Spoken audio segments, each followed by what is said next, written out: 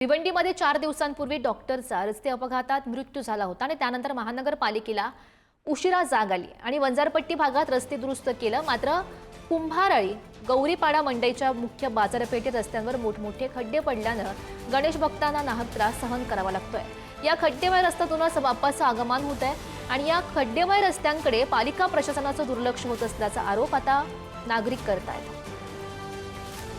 भिवंडी शहरातील वंजारपट्टी नाका या ठिकाणी 2 दिवसांपूर्वीच एका डॉक्टरचा रस्ते अपघातात मृत्यू झाला। त्याचप्रमाणे महानगरपालिकेला जाग आल्यानंतर महानगरपालिकेने वंजारपट्टीपर्यंतचा या अनेक खड्डे होते ते संपूर्ण खड्डे भरले, परंतु शहरातील अनेक भागात अजूनही त्याचप्रमाणे खड्डे मोठ्या प्रमाणात आहेत। आज बाप्पाचं आगमन या ठिकाणी होणार आहे।